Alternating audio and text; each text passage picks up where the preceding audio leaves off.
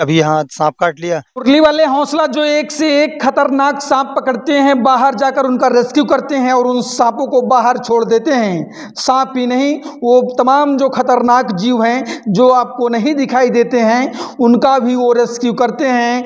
कुएं में हिलकर रेस्क्यू करते हैं और बड़े बड़े जंगलों में भी जाकर। लेकिन जब अपने ही जौनपुर के वो जलालपुर में रेस्क्यू कर रहे थे, तब जाल में फंसे कोबरा ने उनके हाथ पर बाइट कर दी, जिसके बाद पूरी तरीके से अफरा तफरी का माहौल मच गया। वो कोबरा ने उनको बाइट किया तो उसके बाद भी वो रेस्क्यू करके ही अस्पताल जाते हैं। लेकिन सोचिए, जब वो अस्पताल के लिए निकलते हैं, तब जिस कार से वो गए थे वो कार भी स्टार्ट नहीं हो रही थी। जो मौके पर लोग थे उनका कहना था कि उस समय जो गांव वाले वहां पर थे, गांव वालों ने उनको अस्पताल बाइक से पहुंचाया। उसके बाद जो है आशादीप हॉस्पिटल में वो इमरजेंसी में भर्ती किए जाते हैं और उनको एंटीवेनम की 12 डोज दी जाती है। अभी हमारे साथ शुक्ला जी हैं जो लगातार सांपों की कई वर्षों से रेस्क्यू करते आए हुए हैं और डॉक्टर से खास बातचीत भी किए हैं कि आखिरकार जो मुरली वाले हौसला हैं उनकी तबीयत कैसी है, क्या कुछ डॉक्टर साहब से बात हुई, सब कुछ आपको बताएंगे कि आखिरकार मुरली वाले हौसला को कैसे सांप बाइट कर लेता है।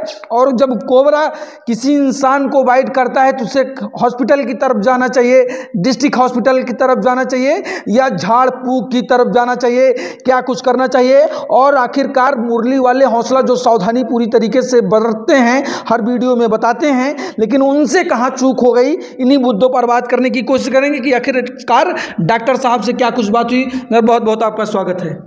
जी धन्यवाद, आपका भी स्वागत। क्या बातचीत हुई, क्या जानकारी आपको मिली? मुरली वाले हौसला जो हैं वो इस समय उनकी तबीयत कैसी है, क्या कुछ कहानी है? देखिए, मुरली वाले हौसला अपने जौनपुर में ही जलालपुर नामक स्थान पर सांप का रेस्क्यू करने गए थे और सांप कोबरा प्रजाति का था, जिसको गांव में नाग कहा जाता है।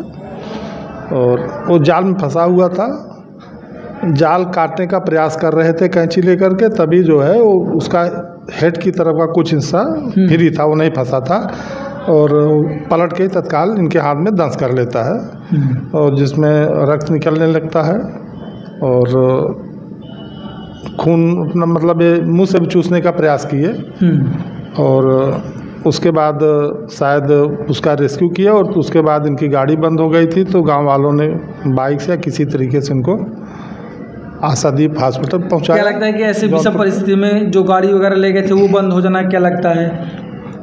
कभी कभी ऐसा होता है कि जिस चीज़ की बहुत ज़रूरत होती है इमरजेंसी में वही चीज़ धोखा दे जाती है, वो इत्तेफाक होता है।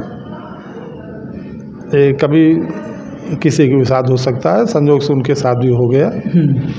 तो लेकिन चूंकि इनको पूर्ण रूप से सांप के बारे में जानकारी थी, इसलिए तत्काल 35-40 मिनट के अंदर इनका मतलब 40-45 मिनट के अंदर इनका उपचार चालू हो गया था।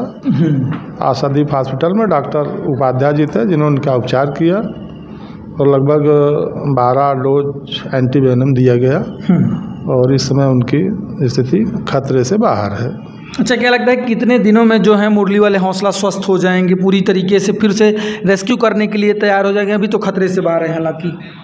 देखिए, अभी तो फिलहाल मतलब मेडिकल उपचार पे चल रहे हैं। अब जो इनको सांप का विष वेनम काम किया और जो एंटीवेनम इनको 12 डोज दी गई है, इनका असर शरीर से पूर्ण रूप से ख़त्म होने में कुछ समय लगेगा और शायद ये समय महीनों में भी हो सकता है। अच्छा, महीनों भी? मतलब उनको बेड रेस्ट करना पड़ सकता है? हाँ, बेड नहीं तो ठंडे स्थान पर रहना पड़ेगा, धूप वूप से एलर्जी हो सकती है, दिक्कत हो सकती है। अच्छा, तो क्या लगता है कि जो ये एंटीवेनम है जब सांप काट लेता है तो वो बॉडी में रिएक्ट कैसे कर सकता है? क्योंकि 12 डोज हल्के नहीं होते हैं, 12 डोज दिए गए उनको, तो मतलब कैसे रिएक्ट करता है बॉडी में? देखिए, जब सांप का विष शरीर में कहीं भी दंश करे तो और दंश किया और विष शरीर में छूट गया, विष वहाँ से नसों के द्वारा रिस करके शरीर में जाता है, नसों से होते हुए वो ब्रेन तक पहुँचता है, मस्तिष्क में। और जब वहाँ पर एक निश्चित मात्रा में वेनम इकट्ठा हो जाता है तो अपनी क्रिया करता है।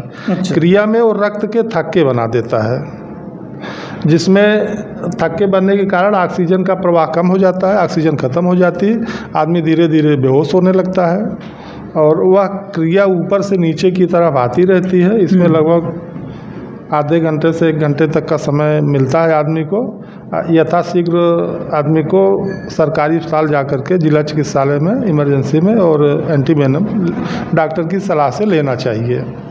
और ये भी गए डॉक्टर के पास तो इनको एंटीवेनम दिया गया।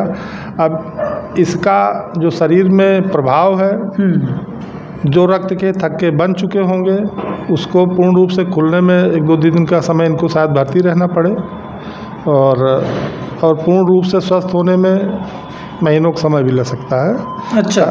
हाँ, कारण जो एंटीवेनम गया हुआ है पूर्ण रूप से जब तक शरीर में निष्क्रिय नहीं होगा तब तक तो कुछ न कुछ दिक्कत इनको बनी रहेगी। एंटीवेनम कैसे बनता है, कैसे इसका निर्माण होता है और कैसे मतलब ये बॉडी में इंजेक्ट वगैरह किया जाता है जब सांप काटने पर? महाराष्ट्र में एक संस्था है हॉपकिंस इंस्टीट्यूट, जहाँ पर एंटीवेनम बनाया जाता है। तो यहाँ पर घोड़े पाले जाते हैं और सांप के विष निकाला जाता है और सांप भी रखे जाते हैं और सांप का विष निकाला जाता है और विष निकाल करके बहुत थोड़ी मात्रा घोड़े को इंजेक्ट की जाती है। तो घोड़ा थोड़ा सा डिस्टर्ब होता है, 2 दिन 4 दिन बाद फिर उससे डबल डोज दी जाती है, फिर उससे डबल डोज दी जाती है और धीरे धीरे एक समय आ जाता है कि घोड़े को फुल डोज दे दी जाती है, जिसपे घोड़े को मर जाना चाहिए। क्योंकि घोड़ा धीरे धीरे क्रमशः उसकी बॉडी जो है वेनम को एक्सेप्ट कर रही है। तो एक समय ऐसा आता है जब घोड़े की बॉडी पूर्ण रूप से एब्जॉर्ब करने में मतलब वेनम प्रतिरोधी हो जाती है। अब उस समय का उस घोड़े को अलग किया जाता है और उसका रक्त निकाला जाता है। उसी रक्त में से एंटीवेनम निकलता है। अच्छा। जिसको सांप काटने पर डॉक्टरों द्वारा इंजेक्ट करते हैं, इंजेक्ट किया जाता है। ये बताइए क्या सावधानी मुरली वाले हौसला से कहाँ गलती हुई, कहाँ चूक हुई?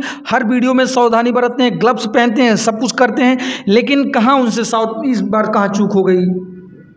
देखिए, ग्लव पहनना ना पहनना तो आदमी के ऊपर होता है कि आदमी कितना तंदुरुस्त है, कितना एक्टिव है।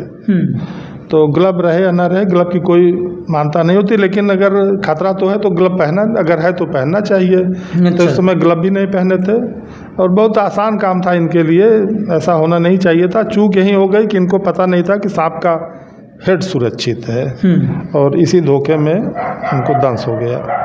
क्या कोबरा वगैरह जो होते हैं, जिस तरीके से वो जाल में फंसा था, तो क्या ये अपने सर वगैरह को छुपा लेते हैं कि मतलब क्या कैसी स्थिति में? नहीं, तो जाल तो जो यही नेट बनता है मछली उछली मारने का, यही जाल लगाए जाते हैं, खेत के बाड़ पे लगाई गई थी। तो उसमें कहीं से खरोच थी, गया फंस गया और तागे उसके शरीर फंसते चले गए।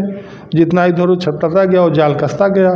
तो अब जाल लेके कहीं नहीं जा सकता, जिसका खेत हो उसने देखा होगा। फिर उनको बुलाया तो चूँकि हेड की तरफ सुरक्षित था, कुछ दूरी क्रॉस कर गया था, बीच का हिस्सा फंसा था, तो यही जाल काटने का प्रयास कर रहे थे, तभी जो है वो अचानक दंश कर लिया। अच्छा, अभी क्या लगता है कि मुरली वाले हौसला को कितनी बार सांप डस चुका है?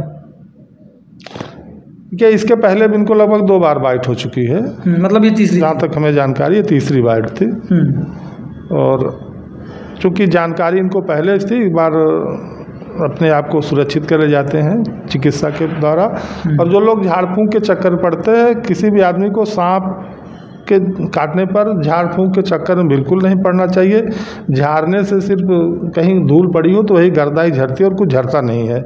जो लोग इस चक्कर में झाड़ने फूंकने के चक्कर में जाते हैं, वो अपने जो जीवन बचने का समय होता है उसको नष्ट कर देते हैं और बाद में पछतावा यहाँ। मतलब जो बंगाली वगैरह कहते हैं कि हम सांप काट लेगा तो हम दवा दे देंगे, हम झाड़ फूंक कर देंगे, आप हमारे पास ले, जो डॉक्टर नहीं कर पाते हैं हम कर देंगे। तो बंगालियों के पास सांप काटने पर जाना चाहिए या जो झाड़ फूंक करते हैं उस पर विश्वास करना चाहिए? नहीं, जो बंगाली है उनके अंदर, जो बंगाली क्या है, कुछ एक विशेष प्रकार के जात के लोग हैं जो यहाँ इधर उधर रहते हैं। तो लोग सांप तो ये भी पकड़ लेते हैं, लेकिन इनका पेशा होता है ठगते भी हैं।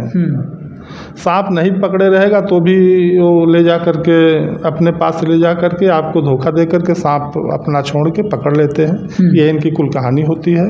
अच्छा, जो बिरई सूंघा देते हैं, बिरई का क्या वो है इसमें कनेक्शन? बिरई का भी कोई कनेक्शन नहीं है इसमें। वो सब केवल धोखा देते हैं।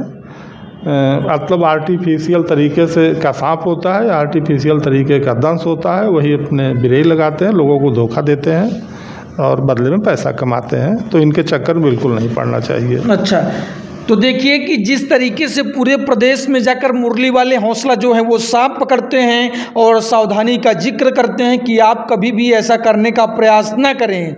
वही मुरली वाले हौसला जब सांप पकड़ने के लिए जाते हैं और जाल में फंसे कोबरा, जो जाल में कोबरा फंसा था वो किस तरीके से बाइट कर देता है, उसके बाद जो है उनकी हालत गंभीर हो जाती है। लेकिन अब जो है अस्पताल में डॉक्टर BS उपाध्याय के उपचार के बाद जो है वो अपनी मतलब जो उनका स्वास्थ्य है वो खतरे से बाहर है और अब वो पूरी तरीके स्वस्थ